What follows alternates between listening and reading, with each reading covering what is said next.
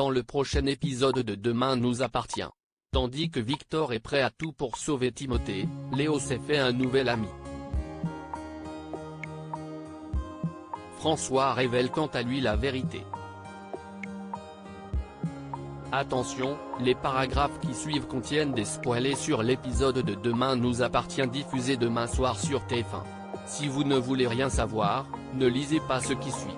Jeudi 8 septembre dans Demain nous appartient. Victor est prêt à tout pour sauver Timothée au commissariat. Georges est de bonne humeur car il est parvenu à retracer l'endroit d'où ont été postées les photos de Judith Delcourt. Les clichés n'ont pas été publiés d'un cybercafé comme celle d'Elsa mais d'une médiathèque située dans le centre de Sète. Comme Lisa s'intéresse à l'affaire, le commandant Constant lui rappelle qu'elle est ici pour boucler son dossier. Las, Lisa demande à parler à Martin dans son bureau et lui confie qu'elle a vécu la même chose que Judith et Elsa. À l'époque, elle avait eu une histoire avec un ancien collègue. N'ayant pas supporté la fin de leur histoire, ce dernier a voulu se venger en mettant en ligne des photos d'elle qui auraient dû rester privées. Malheureusement, ses supérieurs ont enterré l'affaire car l'image de la police était plus importante que sa dignité. C'est à la suite de cela que la cousine de Victoire a rejoint l'IGPN.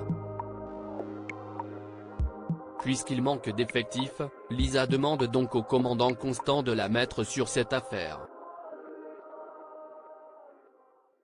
Finalement, Martin accepte de la mettre en binôme avec Georges.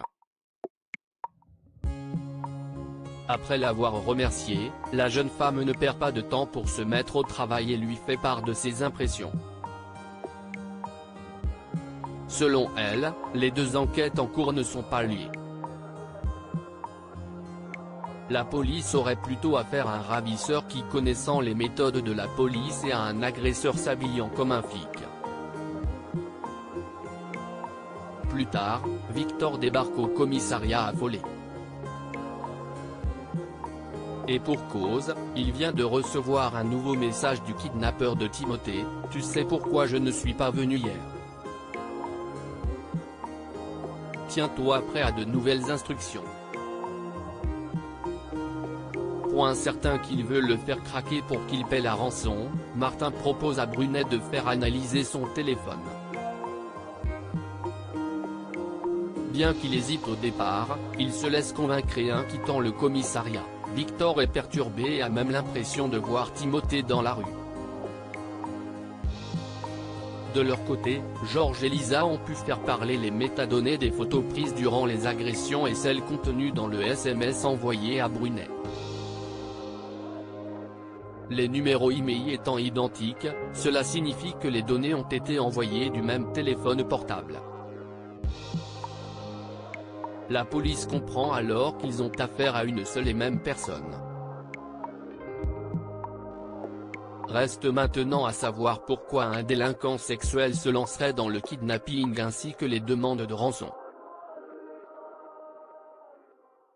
Georges poursuit donc son enquête du côté de la médiathèque. Un employé des lieux a d'ailleurs remarqué un client plutôt bizarre qui portait une casquette et un t-shirt rose. Grâce à la description du logo du vêtement, le policier a pu remonter jusqu'à la paillote. En parallèle, Sarah s'est intéressée aux personnes ayant eu des démêlés avec Brunet.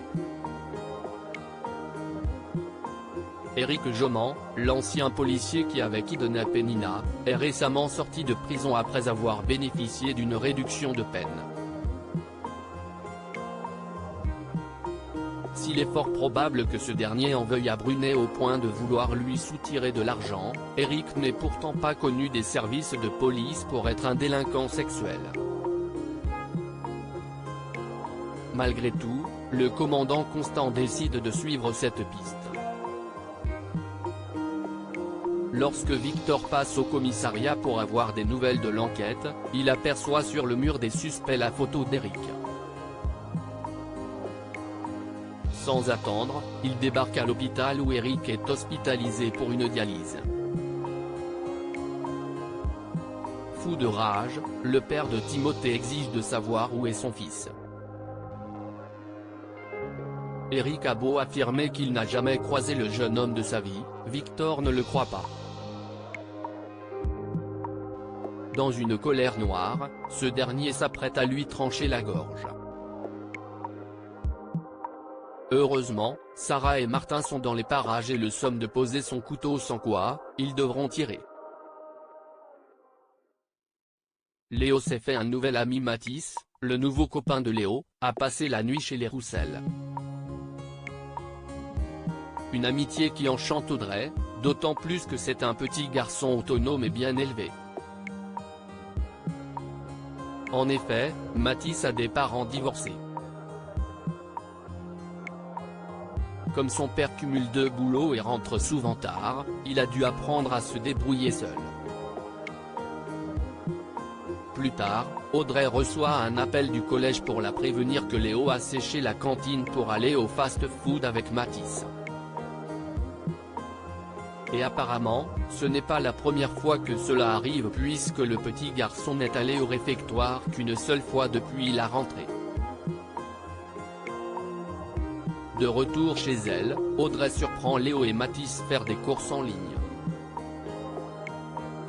Le père de Mathis n'ayant pas eu le temps de s'en occuper, il n'y a presque plus rien à manger à la maison.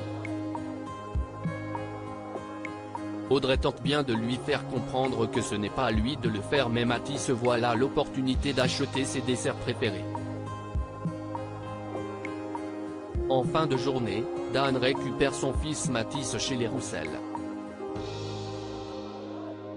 Tandis qu'ils discutent, Dan reçoit un appel d'Hélène, son ex-femme, et lui fait croire qu'il est allé récupérer leur fils au collège.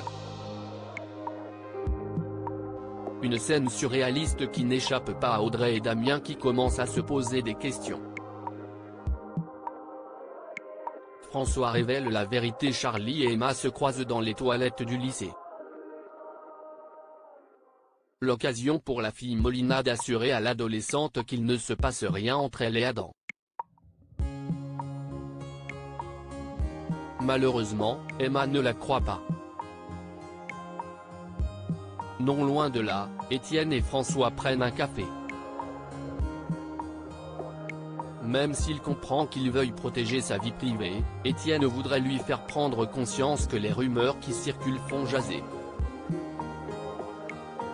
François promet alors de clarifier les choses. Plus tard, François se rend en salle d'études et voit écrit sur le tableau la phrase après le « Adam ». Lorsque le professeur de français annonce aux nombreux élèves présents qu'Adam est son fils, Emma s'en réjouit.